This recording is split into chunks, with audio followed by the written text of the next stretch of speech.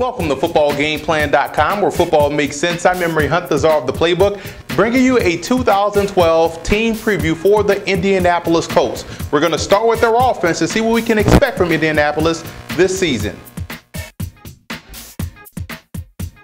The Colts were able to get their guy in the draft, in Andrew Luck, and there's a lot to like about Andrew Luck and what he's going to do for this offense. One, he brings that pocket mobility, he brings that leadership, he brings the skill set, and they went ahead and did the best thing they could do for a rookie quarterback. They'd added some young weapons around him so that they can grow together. So I think the Colts are in a great situation at quarterback. They even have a very solid backup, in my opinion, in Chandler Harnish. I was very high on this guy. I actually gave him a second-round grade. Similar to Andrew Luck as far as athleticism is concerned. So the Colts have a very solid but young 1 and 2 quarterback. You won't see the debacle you saw last year when Peyton Manning went down, but I think the Colts are in great situation with Luck and also Harnish. I expect the running backs of the Indianapolis Colts to see a lot of carries this year, so they have to bring their A game. Guys like DeLone Carter and also Donald Brown, they have to make sure they step up to the plate. DeLone Carter has to solve those fumbling issues. Donald Brown just needs a fresh start. This guy is an awesome player, in my opinion. He has the burst, he has the vision, and he has the acceleration that you want out of a running back. And they have some quality depth with Darren Evans, and they drafted Vic Ballard. So the Colts have talent in the backfield. Now is the time to help out a rookie quarterback and step up to the plate. I actually like what the Colts bring to the table at the receiver position. Andrew Luck has more than enough weapons at his disposal to be successful as a rookie. Reggie Wayne, a future Hall of Famer, in my opinion, will be the possession guy. He's going to be the guy that's going to be consistent week in, week out, and give Andrew Luck that security blanket that he needs. On the opposite side, I like what they bring to the table again. There's going to be a couple of guys competing for that number 2 spot. You look at Austin Collie.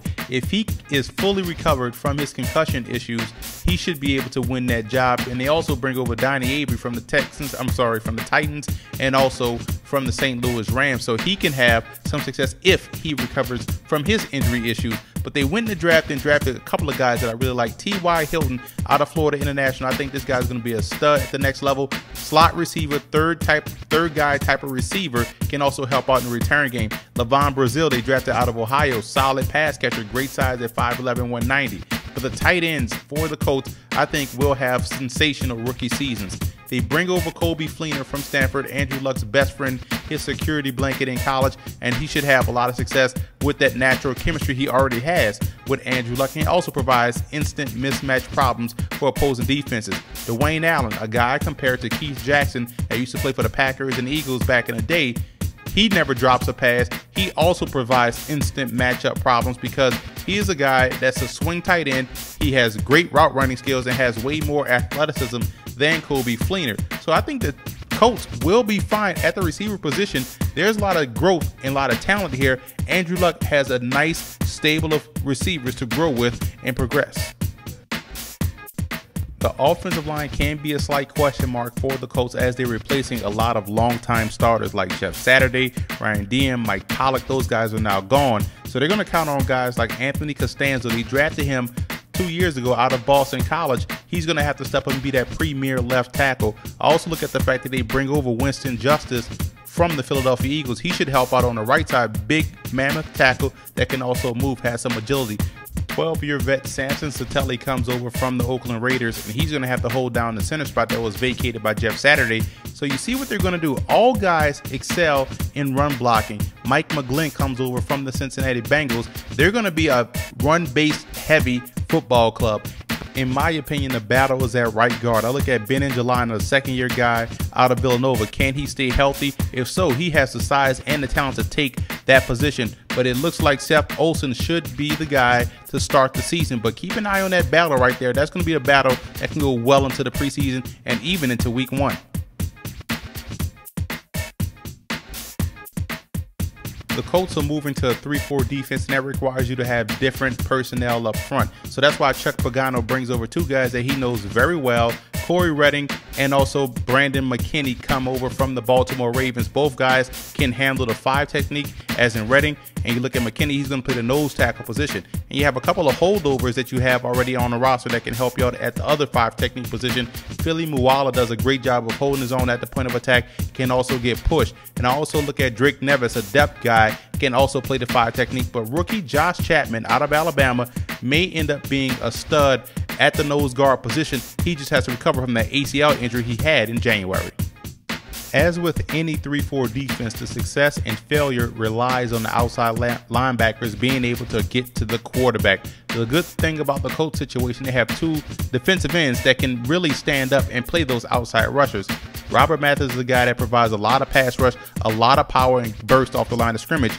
And you also know that future Hall of Famer Dwight Freeney provides the same type of athleticism and that first step and that spin move that gets you to the quarterback. So I think both guys have vastly underrated skill sets for the 3-4 defense. They're going to be asked to drop in coverage a little bit more, but I think both guys can handle that. I think they have the depth behind these guys like Jerry Hughes. I think he's going to do fine in this defense. The question I have is on the interior. Pat Anger is a guy that excelled in the 4-3 defense. Can he carry that over to the 3-4? The responsibilities are slightly different, but I think he can hold his own. He's a very good player. The question I have is the opposite of him. Who's going to be the guy? Is it going to be Cavell Connor they drafted 2 years ago out of Clemson? But I think the incumbent A.J. Edge has the edge in the starting position. He's 6'4", 258 pounds. I think he might be what they need opposite of Pat Anger. I think the secondary of the Colts poses a huge question mark coming into the season. I'm a big fan of their safeties, though. I think the safeties are the strength of their secondary. Antoine Bethea is a very good player, center fielder. He's going to be asked to play that center fielder type of role in this new 3-4 defense, similar to how they have Ed Reed playing in Baltimore. I think he will excel in this position, and he's also a very good tackler.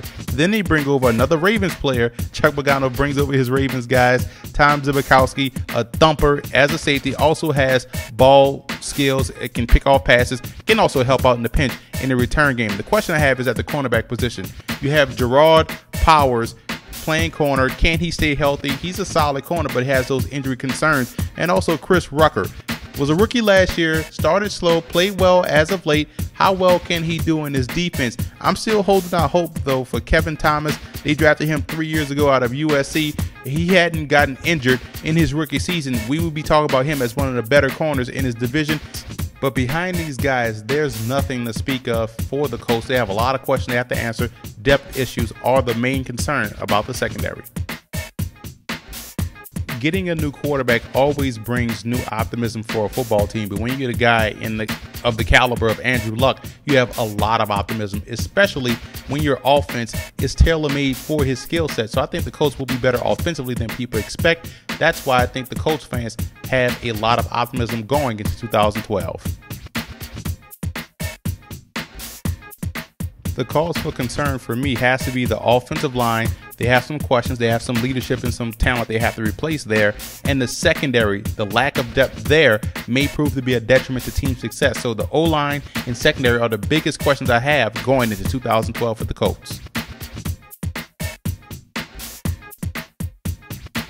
I have the Colts finishing 4th in the AFC South. I think the offense will be further along than the defense. The defense will get better as the year progresses. But I think early on, the offense will put up some points. I think they will win some ball games. Last year was the worst you've ever seen of the Colts. I think that was an aberration. This year, you're going to see a team that can probably win 6 to 7 games. So look for them to be a surprise team. And if the defense can catch fire later on in the season, they'll pull off a few upsets this year.